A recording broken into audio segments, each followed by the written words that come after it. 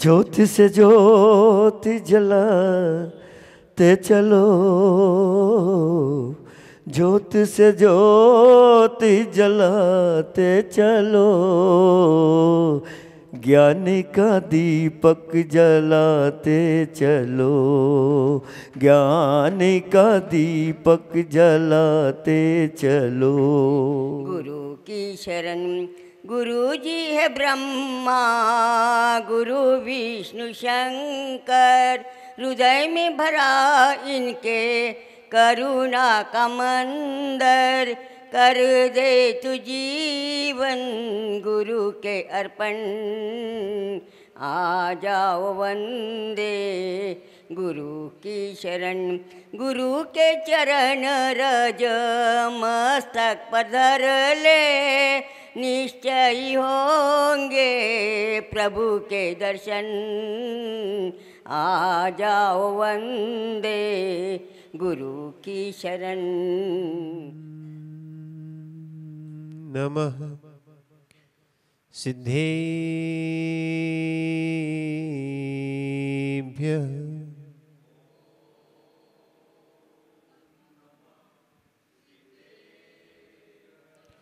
ओम नमः सिद्धेभ्यः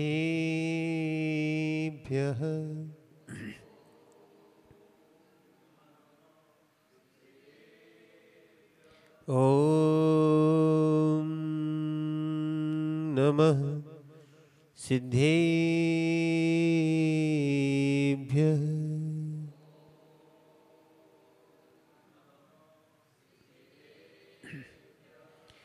नम्मे दूर सब सिद्धि,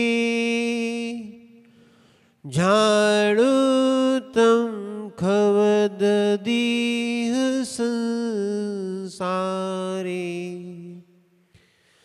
दसे दसे दो दो अजीड़े, दस दो अनुपेणम वोच्छे, नमो अरहंताणम, नमो सिद्धाणम, नमो आयिरीयाणम, नमो वज्जायाणम, नमो लोहि सौविसाहुणम, कुंदने वर्णिधवल गति, सम्यक जिनका धाम, ऐसे गुरु विरागी को सत्सत्य बार प्रणाम। जय बोले अनंतानंद सिद्ध परमेष्ठी भगवान की। देवादिदेव एक हजार से ऋषभ देव भगवान की। देवादिदेव एक हजार से मूल नायक चिंतामणि पार्श्वनाथ भगवान की।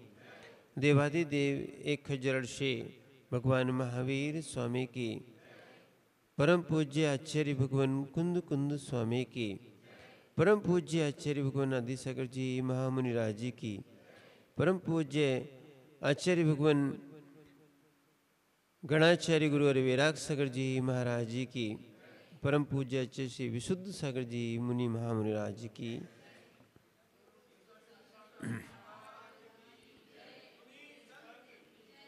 वो चेतनात्माओं,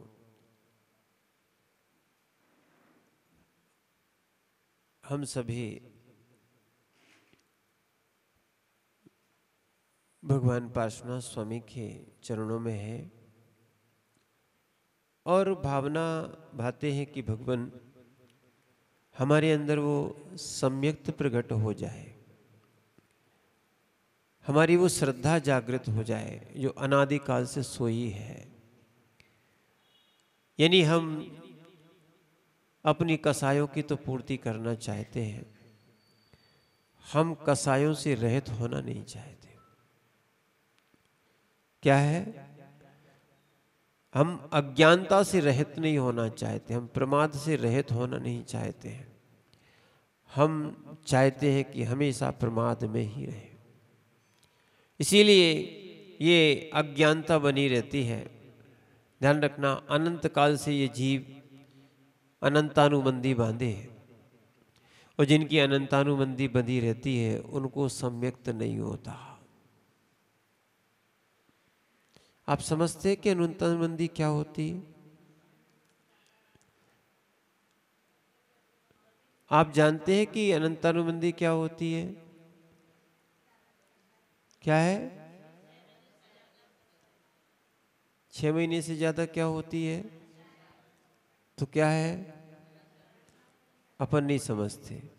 बीरन भाई,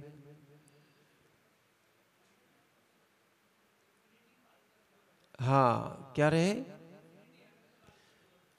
यानी 6 महीने से अधिक और अनंत काल तक जो चले उसका नाम अनंतानुबंधी। अपन लोग क्या है, मनुष्य में तो आ गए हैं, पर त्रियंचों के और ये देखा जाए और क्रोधी कोई देखा जाता है, और कसाई जीव जो देखा जाता है विशेष रूप से क्रोध में देखा जाए तो नारकी जीव है, मान में देखा जाए तो मनुष्य है, लोभ में देखा जाए तो देव हो, लोभ को धारण करते हैं या लोभ वहाँ पाया जाता है, और मायाचारी देखी जाए तो त्रियंचों में दिखती भी है। समझना आप बात को, जिनमें ये अनंतानुबंधी रहती, 6 महीने से अधिक कसाई चली जाए, समझ रहे ना आप बात को। अपनी तो ये सीमा कई बार पार हो चुकी है, अनंत काल से अपन कसाय में तो रहे। अपन अगर कसाय बन जाती है तो बोलते कहाँ है? सबसे पहले क्या होता है? बोलना बंद हो जाता है, कसाय बढ़ जाती है। समझना, इसलिए बोल चाल बंद नहीं करना चाहिए। क्या है? हाँ, विपरीत है तो मध्यस्थ की बात है, ना उससे राग ना द्वेष। विपरीत बात वृत्तो मध्यस्थ भाव, क्या है? सामयिक पाठ में अपना आया है। पर क्या है, अपन लोग ये कसाय बांध के ना रखें। अगर कसाय बांध के रखे हैं तो अपन धार्मिक कार्य तो करेंगे, पर देखा जाए कसाय से रहित नहीं हो पाएंगे। यानी कि सम्यक्त के गुण स्थान में नहीं आ पाएंगे, चाहे ज्ञानी हो चाहे अज्ञानी जी हो। यद्यपि ज्ञानी तो समझता है और अपना भला चाहता है, तो वो अनंतानुबंधी को छोड़ता है। वो कैसे छोड़ता है? वो क्षमा याचना कर लेता है। नहीं तो पर्यूषण में क्षमावाणी आती है, पर्यूषण में कितने बार पर्यूषण आते? कितनी बार आते? अपन मनाते कितने? एक बार। तो फिर कैसे काम बनेगा? अनंतानुबंधी पहुंच जाओगे। 3 बार आते, 3 बार। पर्यूषण कितने बार आते हैं सेठी जी? कितने बार आते भैया? कितने बार आते हैं संचालक भैया? कितने बार आते हैं? अपन मनाते क्या? नहीं मनाते। तो कम से कम क्षमावाणी तो मना सकते हैं। उससे क्या होगा कि अनंतानुबंधी नहीं बनेगी। हाँ, वही तो उत्तम क्षमा ही बोली जाती है। क्या है? उत्तम क्षमा ही बोली जाती है। जय नहीं, क्षमावाणी के दिन क्या करना चाहिए? उत्तम क्षमा। क्या है? कि हमारी जो गलती हुई हो, जो अपन से बैर भाव बंधा हो, क्षमा मांग लो। 3 बार आती है तो अनंतानुबंधी तो वैसे नहीं हो सकती। पर अपन लोग भी बहुत ज्ञानी जीव हैं, जिनसे गलती नहीं होती, जिनसे हमारी बुराई नहीं होती, उनके यहाँ क्षमा वाणी मनाने और कार्ड पहुँचता है। पहले तो ऐसे ही कार्ड था, अब भाई क्या करते हो तो हमें मालूम नहीं है। ठीक है, तो अपन लोग किससे क्षमा मांगते हैं? जिनसे अपनी कोई गलती नहीं है, मित्रता है उन्हीं से मांगते। कभी अपन जिनसे अपनी मित्रता नहीं उनसे क्षमा मांगने का प्रयास किया? नहीं किया। अब एक प्रश्न उठता है कि महाराज जी कोई क्षमा नहीं करता तो क्यों मांगे? प्रश्न क्या होता है, समझना आप बात को, कि अगर कोई क्षमा ही नहीं करता तो क्षमा क्यों मांगे? पर ध्यान रखना, अपना क्षमा मांगने का अभिप्राय है अपनी कसाई तो छूट गई, अब उनकी उनके ऊपर रहने दो। क्या है, अनंतानुबंधी में नहीं जाना चाहिए, अभिप्राय ये लेके बात कर रहे हैं। अगर अनंतानुबंधी रहेगी तो सम्यक्त नहीं होता, और हम सम्यक्त की प्राप्ति के लिए ही इस मनुष्य पर्याय में आए। क्यों इतना जोर दे रहे हैं, है ना? क्योंकि अगर सम्यक दृष्टि होते तो पंचम काल में नहीं जन्मे होते। पहले से अगर सम्यक दृष्टि होते तो पंचम काल में नहीं जन्मे होते। अगर एक बार भी किसी को सम्यक तो हो जाए तो उसका अर्धपुद्गल परावर्तन संसार शेष रहता है। हमने सुना था तो बड़ा आश्चर्य होता था, ये अर्धपुद्गल परावर्तन कैसा होता है। एक बार सच्ची देव शास्त्र और गुरु पर श्रद्धा हो जाए, क्या है, ये अनंतानुबंधी का अभाव हो जाए या उपशम हो जाए या क्षय उपशम हो जाए। क्षय तो अभी होने वाला है नहीं, इसलिए हम कह नहीं रहे आपसे, क्या है, क्षायक सम्यक्त अभी होने वाला है नहीं है। कसाएं क्षय नहीं होंगी, या तो उपशम हो जाएंगी या उसका क्षय उपशम हो सकता है। तो अपन अपनी कसायों को थोड़ी देर उदय में ना आने दें, या अनंतानुबंधी तो अपन छोड़े। सुनना, पहले भी ऐसे ही होता था, युद्ध जरूर होते थे, पहले क्या नहीं होते थे, होते थे। यहां तक कि ग्रस्त अवस्था में तीर्थंकरों ने भी युद्ध किए, चक्रवर्ती रहे हैं, युद्ध भी हुए हैं। पर ध्यान रखना, युद्ध तो समाप्त हो जाता था। वर्तमान में भले युद्ध नहीं होता है पर युद्ध समाप्त नहीं होता।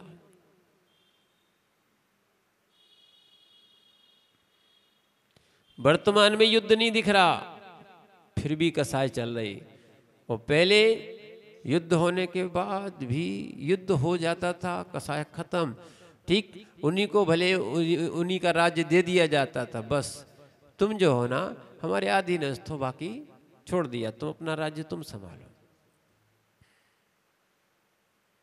आज है भले लड़ नहीं रहे हैं पर अनंतानुबंधी नहीं जा रहे, इसलिए उस अनंतानुबंधी को अपन समाप्त करने का क्या है, प्रयास तो कर सकते हैं, ठीक है ना।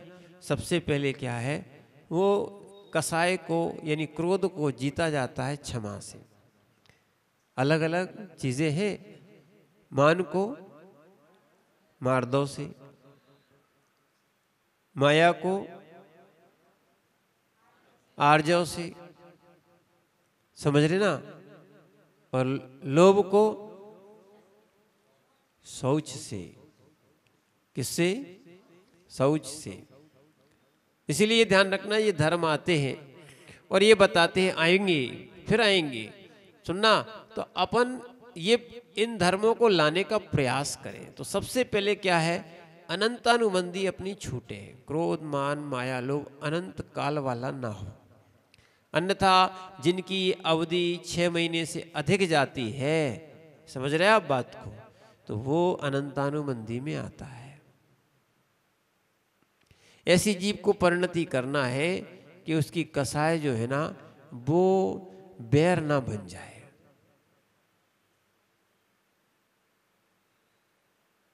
समझना क्या है, इसीलिए ना तो ये अचार मुरब्बा खाना चाहिए, समझ रहे हैं आप बात को, ये बहुत दिनों से गला रहता ना, ये इसलिए उसको नहीं खाना चाहिए, समझ रहे हैं। नहीं तो इसमें भी दुर्गति का बंद होता है। और ना कसाय को अचार मुरब्बे की तरह बना के रखना चाहिए, समझ रहे ना। क्या है, अचार की मना नहीं है, पर वो होना चाहिए 1-2 दिन, एक ही दिन का। अगर तला हुआ है तो दूसरे दिन भर चल जाएगा। बाकी अचार अभक्ष है, मुरब्बा अभक्ष है, केचप अभक्ष है, ये बहुत सारी चीजें जो आने लगी ना, ये सब क्या है, लगती है आपको, इसमें त्रस जीव उत्पन्न हो जाते, ये मांस का पिंड है। क्या है रोहन भाई, समझ लेना क्या है। तुरंत की कोई दिक्कत नहीं, ऐसी कसाय को भी जो क्या है संजो के रख लेता है, 4 मुरब्बा बना लेता है इसका। जितनी पुरानी होती उतना मजा आता है ना। जितना पुराना अचार होता है, क्या बोलते हैं, समझ रहे बात को। तो ये सब सम्यक तो नहीं होने देता। इसीलिए आचार्य महाराज ने कहा है कि सम्यक दृष्टि के अंदर कुछ गुण होते हैं, या वो अपने गुणों को प्रकट करने के लिए ये सम्यक के अंगों का पालन करता है। 8 अंग होते हैं। कितने होते हैं? पहला कौन सा था? कोई शंका नहीं है, देव शास्त्र गुरु की बातों पर कहीं कोई शंका नहीं रखता है, ठीक है ना, निशंकित होता है। दूसरा क्या बताया था? निकांक्षित होता है। देखो ऐसे ऐसे नहीं बोलना है अपन को, नहीं, अपन को संसार में फंसने वाली, पाप में फंसाने वाली, दुर्गति में ले जाने वाली ऐसी आकांक्षाएं नहीं करना है। समझना आप बात को। अभी तक अपन ने इन बातों पर ध्यान नहीं दिया है, नहीं तो अपन निरंतर लोभ करते जा रहे हैं। अच्छा, लोभ का परिणाम क्या होगा ये भी तो सोचो आप। क्या है? उसके बाद फिर और ध्यान रखना, ये आवश्यक है, इनको सुनते रहोगे, एक आध बार एक चीज समझ में आएगी कि ये संपत्ति साथ में जाने वाली नहीं है, क्यों हम इनकी आकांक्षा करें। ठीक है, समझ रहे? तो इसीलिए आकांक्षा भी गुण नहीं है, दोष है। निकांक्षित होना चाहिए और निर्विचिकित्सा, ग्लानि नहीं करना। विशेष करके देव शास्त्र गुरु से जितनी बन सके सेवा करो। क्या करो? हाँ, पुण्य भी बढ़ेगा, कर्म की निर्जरा भी होगी, सौभाग्य है और आपका कर्तव्य भी है। समझना, साधुओं को देखकर क्या है, ग्लानि भाव बिल्कुल नहीं आना चाहिए। क्या है? तब आप निर्विचिकित्सा अंग के धारी है। अन्यथा जिनके निर्विचिकित्सा अंग नहीं होता है, जिनके ग्लानि भाव लगा रहता है, वे सम्यक दृष्टि नहीं है। और जो सम्यक दृष्टि नहीं है उनकी निर्जरा भी नहीं होती है। इसलिए स्वप्न में भी ऐसा विचार ना आए कि भगवान में निर्गंथ को ना देखूं।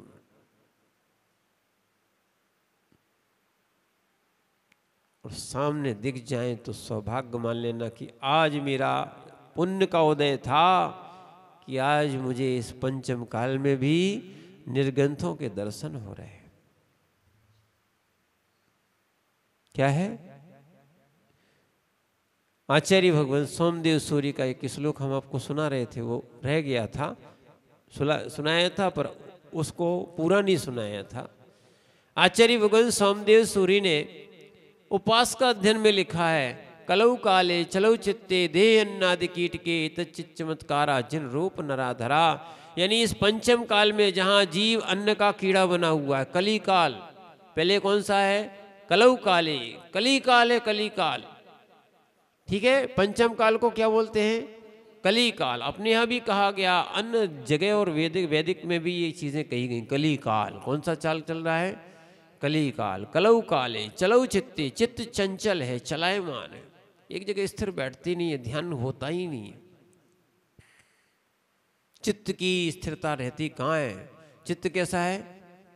चलायमान है। कलौ काले चलौ चित्ते, माने कली काल में चित्त ज्यादा चंचल होता है। समझ रहे आप बात को? जहां चित्त ज्यादा चंचल होता है वहां पर एकाग्रता नहीं बनती। समझ रहे? चित्त चलायमान रहता है। कलौ काले चलौ चित्ते दे अन्न आदि कीट के।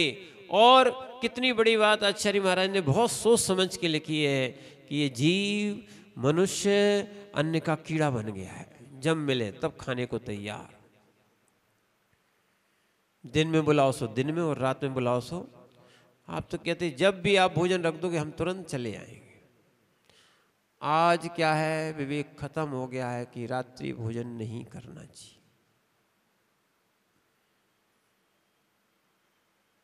आज लोग शरीर को देख रहे हैं, आत्मा को नहीं देख रहे।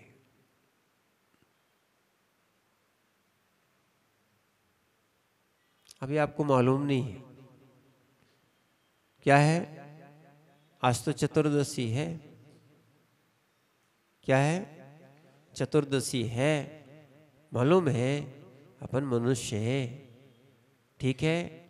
और 14वें गुण स्थान अभी बोल रहे थे हम भी वहाँ पे मंदिर में दूसरी जगह कि चतुर्थी माने 14 गुण स्थान की प्राप्ति के लिए हम मनुष्य बने हैं, या मनुष्य ही 14 गुण स्थान तक पहुँच सकता है। त्रिंच अधिक से अधिक 5वां, देवनार की अधिक से अधिक 4था, मनुष्य ही क्या है 14वें गुण स्थान तक पहुंच सकता है। ये अष्टमी चतुर्दशी इसलिए पर्व के दिन आते, एक बार अपन को भान हो जाए कि जो अपन अन्न के कीड़े बने हुए हैं, दिन रात खा रहे हैं, अरे ये आत्मा तो भगवान आत्मा है। कौन सी है? जो अपना कर्म क्षय करके 14वें गुण स्थान और सिद्ध गति को भी प्राप्त हो सकती है। पंचम गति जो बोलते हैं ना, वो प्राप्त कर सकती है। और अपन लोग जो है ना दिन रात खाना चाहते हैं। आचार्य महाराज लिखते अन्न का कीड़ा बना हुआ है। अन्न का कीड़ा देखा आपने? अन्न में देखा? अन्न में देखा? ये कौन बनते हैं? कभी विचार किया? माँ कभी शोधन करते हो ना अन्न का, उसमें कीड़े होते हैं ना, गेहूं में भी होते हैं, चावल में भी होते हैं, चने में भी होते हैं, जितने भी अन्न हैं इनमें कीड़े होते हैं ना। अब एक बताओ कि इनमें कीड़े कौन होते हैं? नहीं है विचार? जो दिन रात खाता खाता खाता रहता है, या दिन रात का कोई भेद नहीं करता, वे बनते हैं अन्न के कीड़े। यथार्थ सत्य देखो ना, सेठ जी थे, सामायिक कर रहे थे, बार बार प्यास लगी, ठीक है, पर नियम था कि सामायिक से नहीं उठना है, पर बार बार उस संक्लिष्टता ने, प्यास ने इतनी संक्लिष्टता दिलाई कि उनको मेढक बनना पड़ा। क्या बनना पड़ा? मेढक बनना पड़ा। यहाँ तक कि एक और उदाहरण आता है, एक महाराज के समाधि काल चल रहा था और उनके सामने किसी ने खरबूजा चढ़ाया, फल के रूप में क्या चढ़ाया? खरबूजा चढ़ाया। और खरबूजा चढ़ाने के बाद वो तो नमोस्तु करके चला गया। महाराज के एक विचार हो गए कि क्या है, अगर आहार में खरबूजा चल जाए तो अच्छी बात, ले तो है नहीं रहे थे पर भावना हो गई, खरबूजे के खाने के भाव हो गए। सोचना उन महाराज को भी क्या हो गया, खरबूजे में जाके जीव बनना पड़ा। पर्याय जब निकली तो अब जब ऐसी गतियां हो सकती हैं, ये तो हम आपको सामायिक और समाधि के काल की दशा बता रहे हैं। वो जो दिन रात खाता रहता होगा उनकी क्या दशाएं होती होगी? क्या वो कीड़े नहीं बनते? अन्न के कीड़े कौन बनते हैं?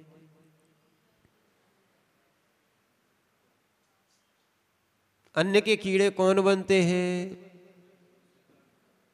जिनको दिन रात खाना है उनको दिन रात मिलता है। समझ रहे हैं आप बात को? इसीलिए थोड़ा सा विवेक लगाएं तो अच्छा है।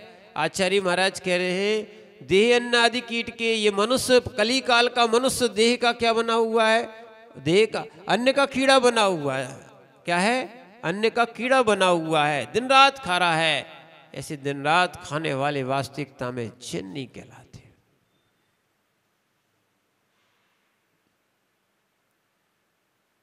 और सुन लो भैया, कई लोग बोलते हैं महाराज जी क्या करें, नियम तो था, शुगर हो गई। ऐसे है कि नहीं है ना? बहुत से महाराजों को शुगर है, फिर वो 2 टाइम 3 टाइम खा सकते कि नहीं खा सकते? क्या दिक्कत है? जब आप लोग रात्रि में खा सकते हो तो महाराज भी खा सकते हैं। शुगर वाले महाराज तो फिर 2-3 बार आहार को उठेंगे ना? बताओ उठेंगे कि नहीं उठेंगे? बहुत से महाराजों को है। समझ रहे हैं आप बात को? जब वो अपना नियम का पालन कर सकते हैं, श्रावकों ज्ञानियों आप भी अपने नियम का पालन करो, दृढ़ता लाओ। क्या लाओ?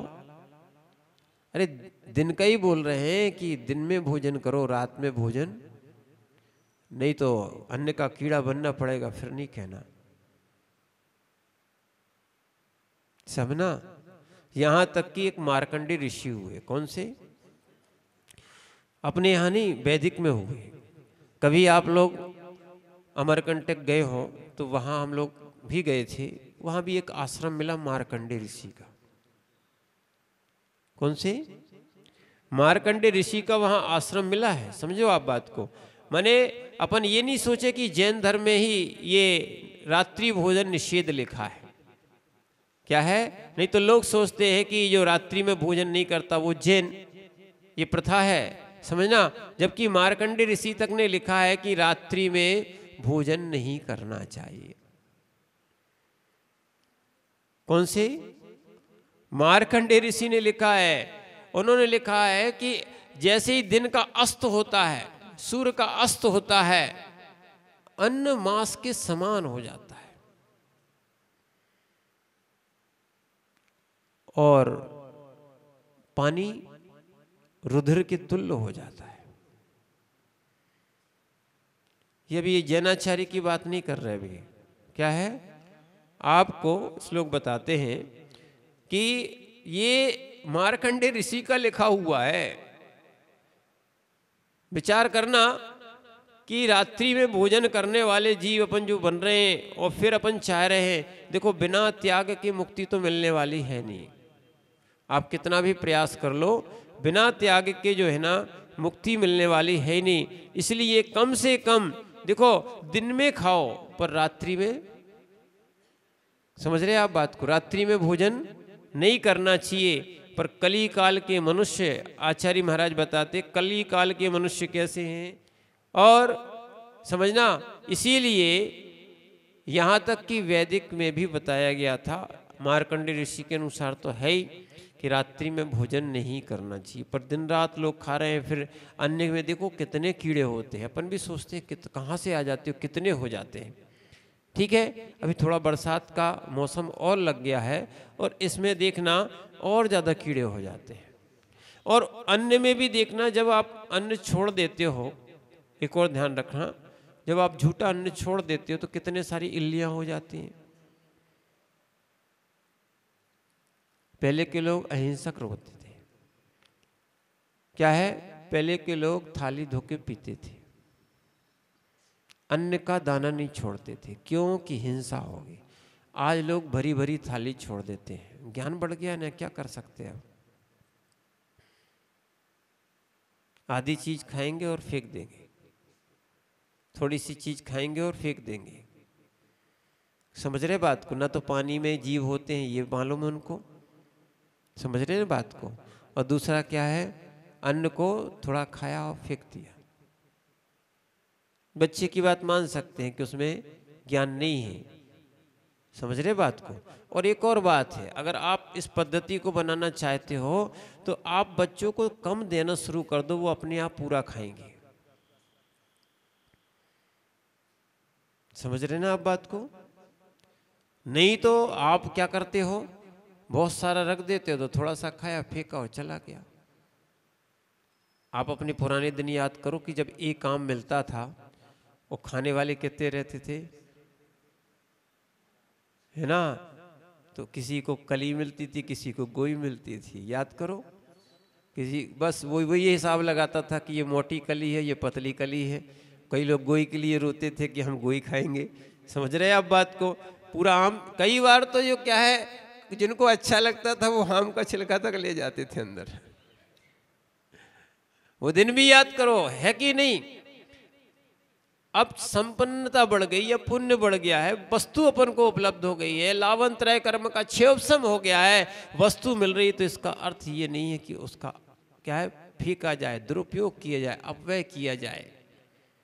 हम ये कह रहे थे कि हम अन्न को देवता नहीं मानते, हमारे यहाँ मूर्ता नहीं है, पर हम ये जानते हैं कि अन्न में सम्मूर्छन जीव होते हैं। इसलिए एक दाना भी आप लोग कर सकते कि नहीं?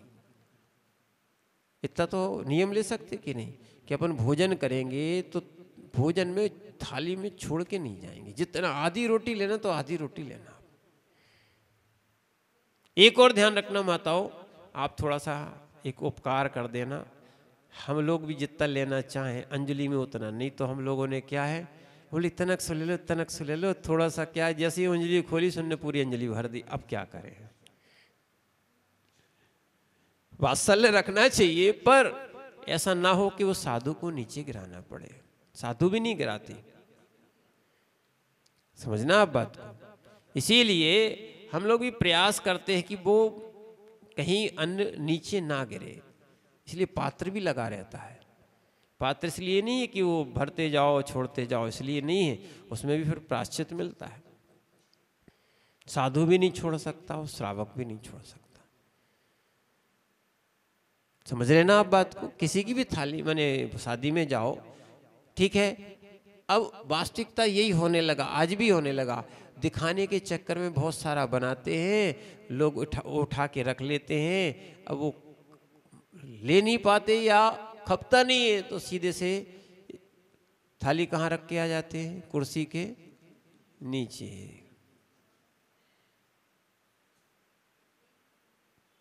हो रहा है कि नहीं हो रहा है? ऐसे जीव ध्यान रखना अन्न के कीड़े बनेंगे। क्या है, त्रुला है, सूड़ी है, इल्ली है, ये बनना कि नहीं बनना? क्या दिक्कत है?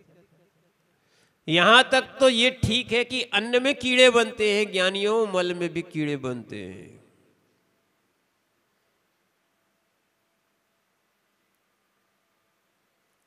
जो भक्ष वक्ष का ध्यान नहीं रख रहे हैं वे मल में कीड़े होते हैं। मल में कीड़े देखे कि नहीं देखे? यहां तक कि गोबर में भी देखे ना, बरसात में तो और ज्यादा होते हैं। हम लोग को भी बहुत विचार आता है कि भगवान निहार ना हो तो अच्छा है। इतने सारे जीव हो जाते हैं, क्या कर सकते हैं। आयु ही उनकी बिल्कुल थोड़ी सी रहती है। क्या है, जैसे ही वो बड़े होते हैं दूसरे जीव पकड़ के ले जाते हैं। कोई चिड़िया खा जाती है, कोई जीव खा जाता है, नहीं तो चींटियां खा जाती है। आप विचार किया कि मल में भी जीव होते हैं। नालियों में देखे आपने, नालियों में भी क्या है, जीव होते हैं, देखे आपने। इसलिए तो कहा जाता है, आज हम बता भी रहे थे, इसलिए अपन सर्फ का पानी जो होता है नालियों में नहीं बहाना चाहिए। पहले बहुत अच्छी व्यवस्था रहती थी कि आज भी कहा जा रहा है कि वाटर हार्वेस्टिंग करो, यानी जो पानी आपका है, चाहे नहाने का, धोने का, कपड़े का, जो भी हो, अगर आप वो कहाँ जाएगा, ज़मीन में जाएगा ना, तो कितना अच्छा है, फ़ायदा है। अभी बता रहे थे कि यहाँ प्रयास किया गया था, वो वाटर हार्वेस्टिंग का आप कर सकते हो। कारण ये है, आपका पानी नाली में नहीं जाएगा, एक ही जगह धीरे धीरे एक व्यवस्था बन जाती है, सोखता बोलते हैं, और भी चीज़ें आप समझना। वो पानी नीचे जाएगा तो जीव नहीं होंगे, सूख जाएगा। नहीं तो छत पे डाल देते तो क्या हो जाता है, सूख जाता है। अन्यथा वो क्षार वाला पानी जैसे ही कहाँ जाता है, आपने देखा कभी आपके सर्फ में मक्खी बैठी हो तुरंत मर जाती हो। समझना, नाली में बेचारे कीड़े जीव थे और जैसे ही पानी पहुंचा वो क्या बन गया, सब लोग समाप्त हो जाते। इसलिए ये व्यवस्थाएं थी पहले, माने हिंसा ना हो ऐसा बहुत प्रयास था, ठीक है ना। यहाँ तक कि मल को भी क्या है बाहर जाते थे, अब वो व्यवस्था बदल गई। वो भी क्या है मिट्टी बन जाता था, उसको ढक देते थे, यानी मिट्टी से ढक दिया, उसमें जीव नहीं, वो तुरंत कुछ दिनों के बाद वो धीरे धीरे मिट्टी में परिणत हो जाता था, खाद बन गया या मिट्टी बन गया। समझो आप बात को। और यहाँ मल में निरंतर जीव होते रहते हैं। अब सोचो, भोजन में तो जीव सुने हैं, पानी में जीव सुने हैं, मल में भी जीव सुने हैं। अब ये विचार करना, मल के जीव कौन बनता है?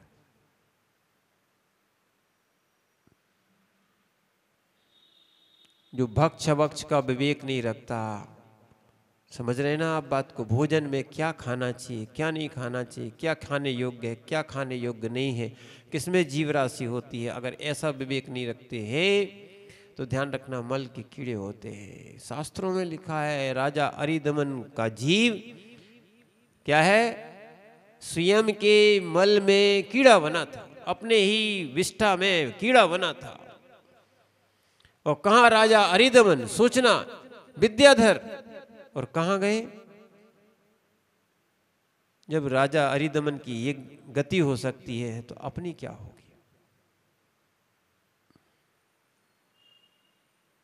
विचार करना चाहिए। इसीलिए थोड़ा सा अपन विचार करके अपनी दुर्गति ना हो तो अपन ऐसा विचार करें। अब कई बार ये नहीं कहना कि अब आलू के बिना चलता नहीं, यानी जमीन कंद के बिना चलता नहीं है, सब चल सकता है। क्या है, अभक्ष जो वस्तुएं हैं, अमर्यादित की जो वस्तुएं हैं वो सब अभक्ष हो जाती हैं।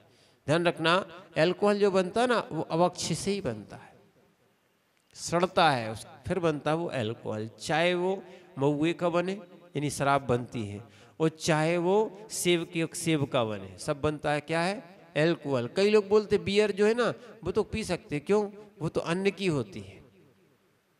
समझ रहे हैं आप बात को।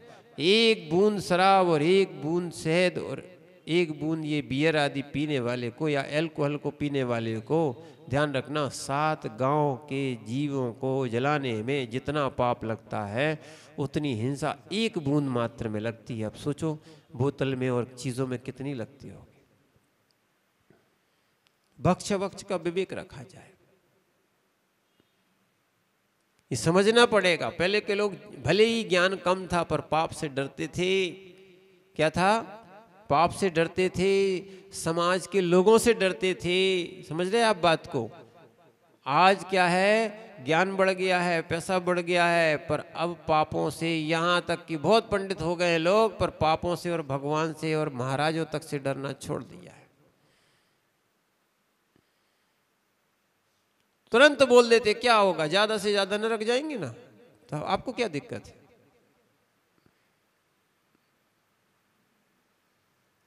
समझ रहे ना आप बात को। समझना ये है कि ज्यादा पढ़ गए तो पढ़ना तो चाहिए था और ज्ञान बढ़ना चाहिए था।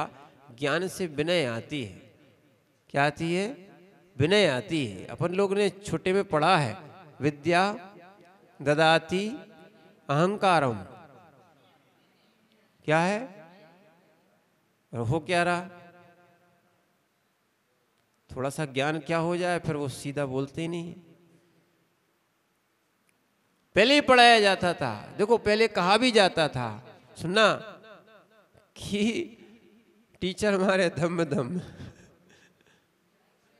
सुनी सुनी है ना। ये होता था कि अगर अब ये उल्टा होने लगा भाई साहब कि अब टीचर को सुनना पड़ती है। कहने का अर्थ है कि विद्या विनय दिलाती थी, विनय से पात्रता आती थी।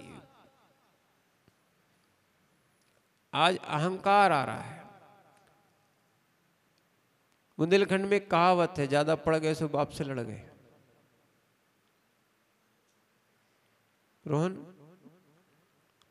क्या है, हाँ पिताजी से भी कह देते कि हाँ आपने किया क्या है। बहुत ये ज्ञान ऐसा ज्ञान नहीं होना चाहिए जो अहंकार पैदा कर दे, अभिनय पैदा कर दे। पर अब ये पढ़ाई खत्म हो गई है। आप तो बस क्या है, आप सब लोग इंग्लिश मीडियम में पढ़ाना चाहते हो, संस्कार सामान्य 0 हो गए। जय जिनेंद्र बंद हो गई है, हाय हेलो शुरू हो गई है। क्या है, समझना है आप बात को। यहां तक कि इस चीजों को अपन ने समझा नहीं है तो इससे भी बहुत सारा, क्योंकि जैसा भोजन होता है वैसा मन भी होता है। जैसा खाओगे अन्न, बस सीधी सीधी बात समझ में आ रही है क्यों बिगड़ रहा है। अगर भोजन बिगड़ गया है तो भाव भी बिगड़ रहा है, मन बिगड़ रहा है। अगर मन अच्छा करना है, वास्तविकता में सम्यक्त की ओर आना है, ध्यान लगाना है, अच्छा काम करना है, सात्विकता लाओ भोजन में। क्या लाओ, समझ रहे आप बात को। इसलिए अभक्ष्य तो छोड़ देना चाहिए, अन्यथा ध्यान रखना अन्न के कीड़े बने रहोगे। क्या है, मनुष्य में भी अन्न के कीड़े कहा गया है। सोमदेव सूर्य क्या बोल रहे हैं? देह अन्नादि कीट के, देह अन्न का कीड़ा बना हुआ है। कली काल में कैसा है? मन चलायमान है और देह अन्न का कीड़ा बना। ये तो चित चमत्कारा, यदि कोई चमत्कार देखना हो, क्या देखना हो? एक जगह जिन रूप नराधरा और एक थोड़ा सा परिवर्तन भी है उसमें, हम लोग को यही स्मृति में है। तो उन्होंने कहा कि जिन्होंने इस पंचम काल में निर्गंथ मुद्रा को धारण किया है, भैया ये सबसे बड़ा पंचम काल का चमत्कार है। जहाँ लोग मोबाइल से हटना नहीं चाहते, सुन लो, मोबाइल से बिल्कुल, पहले तो टीवी कहा जाता था, अब टीवी से बड़ा हो क्या हो गया? बड़ा तो नहीं है तो छोटा, पर वो बहुत बड़ा काम कर रहा है। ध्यान रखना, उसकी काया मत देखना, उसकी माया देखना कि ध्यान रखना, बिना भोजन के चल जाएगा पर बिना नेट और मोबाइल के।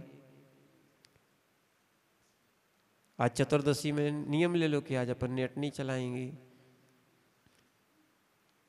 क्या नहीं चलाएंगे? हाँ, देखना, अब नहीं ले सकते। एक दिन अगर बच्चों को दे तो बड़ी मुश्किल से हो भैया, तो वो आएंगे नहीं, और दूसरे दिन बड़ी मुश्किल से कटेगा उनका समय। समझो आप बात को। तो इसीलिए जहां ऐसा युग आ गया हो और इस काल में और निर्गंथ बन रहे हो, हमने बताया ना, चतुर्थ काल के 1000 वर्ष और पंचम काल का 1 वर्ष बराबर है। क्योंकि चतुर्थ काल में बड़ा लोग घूंघट डाल के आते थे, बड़ी मर्यादा से रहते थे, मर्यादा से बोलते थे, सात्विक भोजन था। आज तो क्या है, माताओं के सिर पे ना तो क्या है, पल्लू है, न बहनों के सिर, माने क्या बोलते, कुर्ती पहनते हैं तो वो दुपट्टा खत्म हो गया है। और तो ठीक, ये भेष तो ठीक, ऐसे ऐसे कपड़े और पहन के आते हैं कि इस व्रत को क्या है, सुरक्षित रखने के लिए हम लोग को कुछ नहीं तो अपनी आंखें नीचे कर लो, और क्या कर सकते हैं।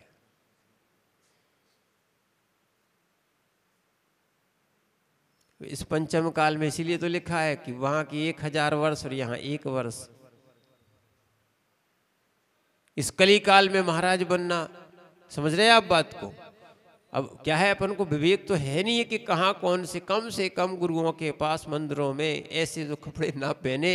नहीं तो देखो, अपन लोग वास्तविकता में दर्शन के लिए नहीं जाते, प्रदर्शन के लिए जाते हैं। किसके लिए जाते हैं? ऐसे काल में, और वो भी अपने ब्रह्मचर्य को सुरक्षित रख पाना। धन्य है वो जीव, मानते हैं सबसे बड़ा व्रत कोई होता है तो ब्रह्मचर्य व्रत।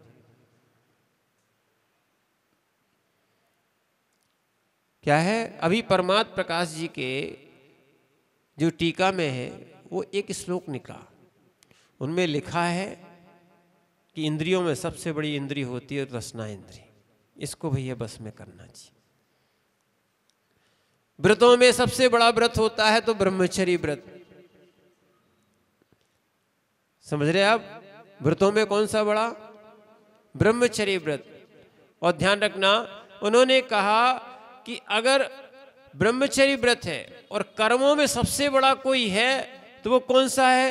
मोहिनी कर्म। कौन सा कर्म? मोहिनी कर्म। इसको अगर विजय प्राप्त कर ली तो माने सीधा केवल ज्ञान हो जाता है। मोहिनी का अच्छा हुआ और केवल ज्ञान हो जाता है। समझ रहे हैं आप बात को? मोहिनी कर्म। और उन्होंने कहा गुप्तियों में सबसे बड़ी गुप्ती है तो मनोगुप्ती।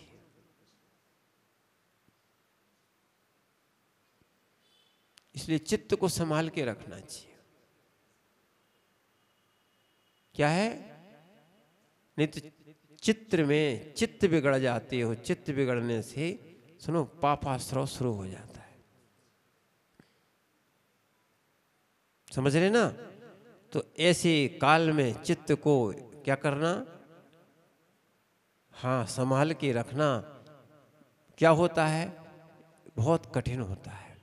इसीलिए ध्यान रखो, यहां पर आचार्य भगवान समझा रहे हैं कि ऐसे काल में भी जब हमें निर्गंथ, पंचम काल में भी ऐसे है ना निर्गंथ देखने मिल रहे हैं, ये इसलिए हमारी श्रद्धा अपूर्व होना चाहिए। कैसे काल में भी, पंचम काल में, दग्ध काल में सुनना, अपन को क्या है, देव शास्त्र गुरु का योग मिल रहा है। ये स्वर्णिम काल चल रहा है भैया।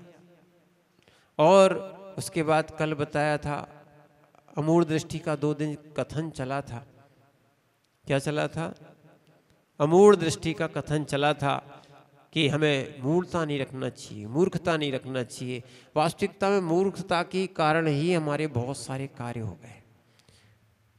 क्या है? मूर्खता नहीं होती तो पंचम काल में जन्म लेना पड़ता क्या? संसार में भटकना पड़ता क्या? समझना क्या है? पंचम काल में भटकना पड़ता क्या? सुनो, ये मूर्खता है, अज्ञानता है, सुनना, जिसके कारण हम सम्यक को प्राप्त नहीं हो पाते हैं। और इसी में एक और आता है, कौन सा? 5वां अंग। अमूढ़ दृष्टि के बाद आता है उपगूहन। कौन सा आता है? हाँ, यानी छिपाना। कौन सा? हाँ, जो दोषों को छिपाता है वो उसको उपगूहन होता है, जो दोषों को प्रकाशित करता है वो अनुपगूहन में जाता है। आज छिपाते नहीं, अपन लोग छपाते हैं।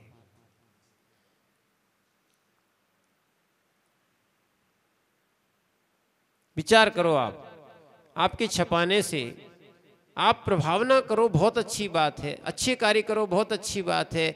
आप चाहे व्हाट्सएप पे, मोबाइल पे, माने बहुत सी, फेसबुक पे बहुत सी चीज़ें हैं, इन पर यदि आप सुनना धर्म के विरुद्ध की बातें या कोई की विरुद्ध की बातें आपने क्या कर दी, डाल दी, तो उससे सम्यक की वृद्धि होगी कि हानि होगी? माने आप क्या करना चाहते? बोले हम सम्यक दृष्टि है, क्यों नहीं बताएंगे? एक बार हमने पूछा, भैया ऐसा क्यों किया? एक अध्यक्ष जी थे, उन्हें ऐसा क्यों किया? बोले समाज की बात है, वो तो डालना ही चाहिए। क्या है? तो साधु की बात उन्होंने डाल दी थी। तो हमने कहा भाई ऐसा क्यों किया आपने? माने यहाँ तक कि दूसरे के आजू बाजू जो है ना नगरों के ग्रुप पे डाल दिया। तो मैंने कहा आपने ऐसा क्यों किया? बोले, हमने कहा, कहने लगे कि समाज की बात है। हमने कि साधु की बात क्यों डाली आपने? तो बोले कि हुआ था ऐसा। हमने कि आपके घर में भी कभी कुछ हुआ कि नहीं हुआ? हुआ है ना, तो एक बार डाल के देखो ना।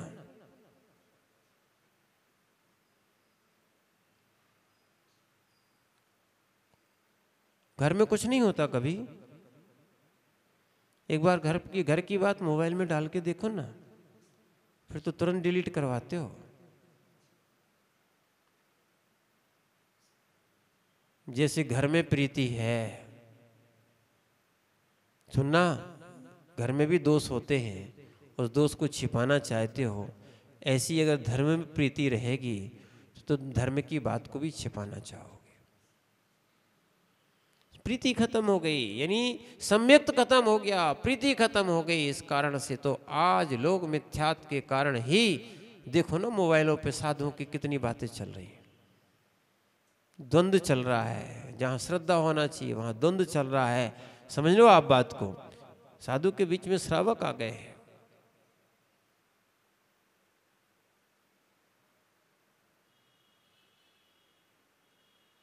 क्या है?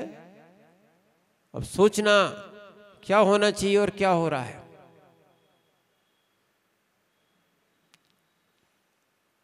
चाहे कोई पक्ष हो, अब ये बताओ इससे श्रद्धा बढ़ेगी क्या?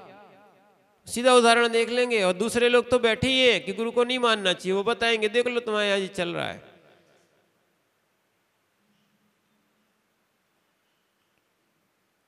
समझना, एक बार हम लोग की साक्षात घटना है, ध्यान रखना। क्या है? एक बार क्या हुआ, हम लोग जो है अहमदाबाद में थे, वहां पर एक महाराज थे, थोड़े से विक्षिप्त हो गए थे। विक्षिप्त भी हो गए थे, थोड़ा सा ऊपरी भी कुछ था। हमने भी सोचा था कि उनका उपचार कराएं, पर वो वहाँ से चले ही गए। पहले तो हम लोग यहाँ आए थे वो, तो हमने सोचा था कि ठीक है वो उनका हम उपचार करा दें, पर उन्होंने जैसे ही उनको पता लगा, एक हमने डॉक्टर को ही बुलाया था कि वो ठीक हो जाएं, पर उनको जैसे ही वो देखने आए, ऊपर से पूछने आए, वो थोड़े समझ गए, वो वहाँ से तो चले गए। दूसरी जगह गए, दूसरी जगह के बाद तीसरी जगह गए, और हमारा भी अचानक वहीं फिर जाना हो गया। समझना, जबकि उनने आधा केस लॉन्च किया था, आधी किया ही नहीं था। अजीब से लगते थे वो। हमने सोचा कि चलो ठीक है, महाराज से पूछा कि महाराज जी केस लॉन्च कर दें? बोले हाँ कर दो, पर दर्द होगा तो चाटा मारेंगे। तो हमारे साथ महाराज बोले ऐसा काम मत करो महाराज। ठीक है, अब क्या कर सकते। तो हमने पहले ही पूछा था कि महाराज जी ऐसा कैसे हो गया। बोले प्रेम से पूछा। देखो कभी कोई साधु के साथ कोई ऐसी बात हो जाए तो पूछना चाहिए। जब अपने घर के बच्चों को अपन कैसे भी हो संभालते कि नहीं संभालते, समझना आप बात को।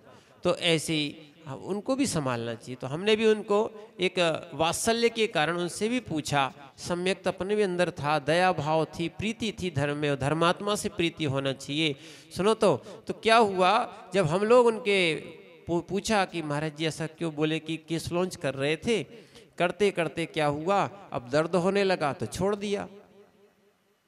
मैंने कहा कि भाई निकाल दो दूसरे से, पर और दर्द होने लगा तो उन्होंने कहा छोड़ दिया। तो फिर उसके बाद ऐसी है। तो हमने कहा हम कर दे। तो बोले कि दर्द होगा तो चाटा मारेंगे। हमने कहा ठीक है भाई, अपन क्या बोले, वो स्थिति दिख रही थी। ठीक है, क्या हुआ, समाज वाले भी लोग ऐसे होते हैं, सही बात बताएं, जो थोड़े प्रवचन अच्छे करते हैं, सुनना जिनसे धन आता है, सुनो जिनसे समाज जुड़ती है, सुन लो आप बात को, जो विशेष प्रभावना कर लेते हैं, जिनके पीछे भीड़ रहती है, उनको सब चाहते हैं। पर वास्तविकता में वो तो ठीक है, उनको भी चाहना चाहिए, पर जिनकी सेवा अपन को करना चाहिए थी, सुन लो जिनने घर त्याग कर दिया है, अब कोई स्थिति बन गई तो अपन को सेवा करना चाहिए कि नहीं करना चाहिए। सुनो हे माताओं, मात्र द्रव्य चढ़ाने से पूजा नहीं होती है। सुन लो क्या है, अगर आप ऐसा किया और कि हम नहीं लगाएंगे चौके, ये सम्यक दृष्टियों के लक्षण नहीं है। जिनके घर में साधुओं के आहार ना हो वो शमशान होता है, उनके आवश्यक ही पालन नहीं हो रहे। सट आवश्यक में आपका कर्तव्य दान,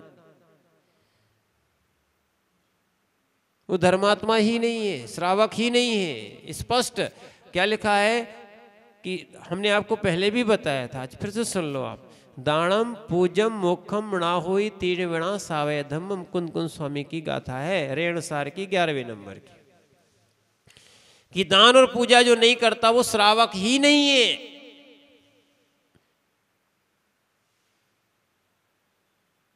विचार कर लो। वहां के कुछ लोगों ने महाराज का चलते नहीं बन रहा था उन पे, समझना, व्हील चेयर पे बिठाल के बिहार करवा दिया। देखना, जब बिहार कराया, और बिहार कराने के बाद ये बिल्कुल हम लोग के सामने की घटना है। हम लोग दूसरी जगह गए और पता लगा दूसरे दिन उनका बिहार, वहां दूसरे महाराज आने वाले थे, समझना। हमने कहा कि अगर दूसरे महाराज आ रहे हैं तो बहुत अच्छा है, कम से कम वो उनको संभाल लेंगे। पर आजकल भी बड़ी विडंबना है, आपकी समाज भी खराब, कुछ हमारी भी समाज खराब। वे कहते एक का बिहार कराओ तो हम आएंगे। कई लोग बोल देते स्टेशन खाली करो। क्या है, अभी हम लोग भी एक बार हुआ, अभी विदिशा बोले वहाँ आ रहे थे इंदौर के लिए, तो एक महाराज थे वहाँ पे, हम लोग भी पहुँचे, बोले अब तो हम जाएंगे। हमने कि महाराज क्यों जाएंगे, अपन साथ रहेंगे, उसमें कौन सी बात, हमें भी तो बिहार ही करना है। आप भी इस साइड जाओगे, हम भी इस साइड जाएंगे, आराम से रहेंगे। मैत्री भाव होना चाहिए। ये अपना सम्यक्त का कल ही तो बताया था, सम्यक्त के 5 जो क्या है 4 भावनाएं बताई थी। मैत्री प्रमोद कारुण्य, तो मैत्री सबसे पहले। जब तो साधुओं में और श्रावकों में मैत्री नहीं बनेगी तो कहाँ बनेगी। समाज ने क्या है उनके चक्कर में उनका बिहार करा दिया। और वो महाराज जो है ना, और वो माली भी भैया पुजारी या माली ले गए थे, और उन्होंने क्या है दूसरे नगर के मंदिर के सामने वो व्हील चेयर उन्हें मंदिर के अंदर तक ले गए, और सीधी सीढ़ी के सामने व्हील चेयर लगाई, वो अंदर उनको ले गए। महाराज को गुस्सा आ रहा था, एक तो शरीर भी काम नहीं कर रहा था, ऊपर से ऊपरी बाधा भी थी। ये बता रहे आपको, देखना, जब ऊपरी बाधा थी तो उनको गुस्सा आया, वेदी के सामने उनको खड़ा कर दिया। उन्होंने एक मूर्ति उठाई, क्या है धातु की मूर्ति उठाई, और बड़े भगवान जो थे बीच के उनको दे मारी। जैसे पकड़ने भी प्रयास किया, इतनी शक्ति थी उनके पास, उन्हें एक हाथ से पकड़ के सबको फेंक दिया। समझ रहे हैं बात को? और उन्होंने क्या किया, वो मूर्ति पे दे मारा, तो वो बड़ी मूर्ति की गर्दन टूट गई। ठीक है ना? अब देखना, वो मंदिर जो था, गुजरात की बात है, वो मुमुक्षु का था। उन्होंने तुरंत व्हाट्सएप पे निकाल दिया कि महाराज लोग हमसे द्वेष करते, हमारे मंदिर में आके उन्होंने मंदिर तोड़ दिया, मूर्ति तोड़ी, तुरंत डाली गई, सारे यहाँ तक कि विदेश तक वहाँ पहुँच गई। और देखना, ये घटना घटी, उन महाराज के पास कहा गया कि आपने ऐसा क्यों किया? मैंने कि जो करना तो कर दिया, अच्छा किया मैंने तो। विक्षिप्त थे वो, देखो एक मिनट। जबकि पेपर वाला, हमारे पास कटिंग भी थी उसकी, रखे थे, क्योंकि उसमें लिखा था कि वो पेपर वाला लिख रहा था वो महाराज विक्षिप्त हो गए थे, इस कारण से उन्होंने ऐसा कार्य किया। पर वो ये कह रहे थे, इन्होंने विपरीत धारणा बना दी कि महाराज ने जबरदस्ती आके हमारे मंदिर में मूर्ति तोड़ दी, द्वेष करते हैं। देखो, ऐसी बात नहीं लिखना चाहिए। आप वस्तु स्थिति समझो। उनसे कहा कि आपको तो कपड़े पहनना चाहिए, सुनने का लाओ पकड़े पहन रहे। हम कहा तो हमसे भी था, सत्य तो यही बताएं आपसे। हमने कहा महाराज जी आपको ऐसा नहीं करना चाहिए था, मैंने आप जो कर रहे हो, तो बोले कपड़े लाओ हमें पहना दो। मैंने कहा देखो यार, हमने अभी तक तो किसी के निर्ग्रंथ बनाया नहीं, किसी के कपड़े उतारे नहीं, समझ रहे बात को, किसी को मुनि बनाया नहीं। अब किसी मुनि को मैं कैसे एक श्रावक बना दूं? हमारा मन नहीं मान रहा था, तो मैंने तो कहा मैं नहीं काम कर सकता ऐसा। हमने आचार्य जी को अपने सूचना दे दी, महाराज जी ऐसी हालत है, हम क्या कर सकते हैं? क्या है? उन्होंने कहा उनके आचार्य जी को आप समाचार, हमने पहुंचा दिया। उस समय उनसे कहा कि आपने ऐसा किया, कपड़े पहनना चाहिए। उन्होंने कहा ठीक है लाओ, उन्होंने तुरंत पहन लिए। विक्षिप्त थे ना। फिर वो गाड़ी में बैठ के दूसरी जगह आए। कहने का तात्पर्य ये है कि मन विक्षिप्त था, या और उस कारण से ऐसी घटना घटी। पर लोग क्या करते हैं, तुरंत क्या कर दिया उन्होंने, गलत बात और प्रसारित कर दी। अब मान लो कि जो ये घटना घटी थी बिल्कुल सही थी, मूर्ति टूटी थी बिल्कुल सही थी, पर किस कारण टूटी थी ये कारण तुमने गलत डाल दिया, तो ये प्रभावना होगी कि नहीं होगी? आपको सही बात डालना चाहिए थी। आप उस जगह होते ना, हम तो उसके साक्षी हैं ना, हम खुद बता रहे। ये अहमदाबाद में 2010 की घटना है। किसकी घटना है? 2010 की घटना है, जब हम चातुर्मास के लिए वहाँ थे, तो वो यहाँ वहाँ की घटना है। तो इस कारण से जब हमारे सामने की घटना है, वो सामने ही लोगों ने बताया कि देखो महाराज, दूसरी जगह ये आया है कि एक महाराज ने हमारे मंदिर में घुस के जबरदस्ती उन्होंने मूर्ति तोड़ दी है, वो जैन धर्म से, यानी हम लोगों से द्वेष रखते हैं। ऐसा था ही नहीं। जबकि वो अपने भी ऐसा नहीं कि अपने मंदिर जहाँ हम लोग मिले थे उस मंदिर में वो उनके भगवान के दर्शन करने नहीं जाते थे। हमने उनसे कहा कि देखा, हम लोग तो मंदिर से विधि लेके आए, तो मैंने मुद्रा लेके आए, तो आहार के लिए गए, वो तो वहीं धर्मशाला में नीचे थे, तो उन्होंने सीधे वहीं से निकल गए। हमने उनसे पूछा कि भगवान के पास क्यों नहीं जाते हो? बोले भगवान क्या करता है, मुझे नहीं जाना उनके पास। देखो मेरी हालत ऐसी बना रखी, भगवान क्या करता है, मैंने उनके दिमाग में ऐसा कुछ भर गया था। तो अब जब ऐसी हालत हो तो ध्यान रखना चाहिए, जैसे हम अपने घर के लोगों का ध्यान रखते हैं, वैसे ही हमें धर्म का ध्यान रखना चाहिए, उपगूहन करना चाहिए। जैसे हम घर की बातों को छिपाते हैं, ऐसे ही सम्यक दृष्टि जीव धर्म और धर्मात्मा की बात को, खलत बात को छिपा देता है। इसका नाम क्या होता है? उपगूहन। छपाना नहीं। आज तो चैनलों पे चल रहा है, समझ रहे हैं आप बात को? ये प्रभावना नहीं हो रही है। क्या नहीं हो रही? ये प्रभावना नहीं हो रही है। इसलिए ध्यान रखना, अपन सम्यक दृष्टि बनना चाहते हैं तो उपगूहन करें, ठीक है ना? तो उपगूहन के अंग को अपन कल फिर समझेंगे, ठीक है? तो इस विषय को अच्छे से समझें, क्योंकि उपगुहन करेंगे, ये सम्यक दृष्टि का अंग है, और उपगुहन नहीं करना ये मिथ्या दृष्टि का अंग है। समझ रहे ना आप बात को? कई लोग बोलते हैं हम कैसे पचा लें कोई बात, तो ठीक है नहीं पचाओ, घर की भी बात बताया करो, सबसे पहले अपनी बात बताया करो। क्या है? अपनी पूरी बात थोड़ी सबको बताया करो। ध्यान रखना, इतने ज्ञानी सब जीव हैं, समझ रहे ना? ऐसे ही सम्यक ज्ञान उत्पन्न हो जाए, सम्यक श्रद्धा उत्पन्न हो जाए, तो धर्म और धर्मात्मा अगर तुम्हें दिखने लग जाएंगे, तो आज बहुत सारे विवाद कोर्टों में नहीं जाएंगे, संवाद कोर्टों में नहीं जाएंगे, कोर्ट कचहरी नहीं करेंगे, और ना तो मोबाइल और इन पे आना चाहिए। इससे अप्रभावना होती है। क्या होती है? हाँ, ये साधन मिले हैं, खूब प्रवचन डालो आप, खूब अपने माने जो प्रवेश है, खूब क्लासें हैं, खूब आप जिससे ज्ञान बढ़े, श्रद्धान बढ़े, ऐसी वस्तुएं डालने से सम्यक तो बढ़ता है, प्रभावना होती है। पर ऐसी चीजें आपके पास आए भी तो आप उसको डिलीट कर दो, जिससे श्रद्धा कम होती है। किसी को मत भेजो, क्या कर दो, वो सामने वाले से बोल दो कि भाई आप डालोगे तो अब हम आपके साथ रहने वाले नहीं, आपके ग्रुप में नहीं रहेंगे। ठीक है ना? अपनी सम्यक की अपन रक्षा करें, क्या है, और दोषों को ढांकने का प्रयास करें। क्या करें? ये अपने अंदर है नहीं है, अपन दोष देखने की बात करते हैं। अपन को क्या करना चाहिए? दोष ढांकना चाहिए, तब अपन सम्यक दृष्टि बनेंगे, और इस सम्यक को प्राप्त करके जरूर अपन मोक्ष मार्गी बनेंगे। और यदि अपन ने ये बातें मन में नहीं आती हैं, जब तक सबसे कह नहीं लिए, जब तक अपने भोजन नहीं पचता, अगर ऐसी धारणा है तो फिर आपको सम्यक तो होने वाला नहीं है। इसलिए अपन इन चीज़ों को समझें और मोक्ष मार्गी बने। ओम नमः सिद्धेभ्यः।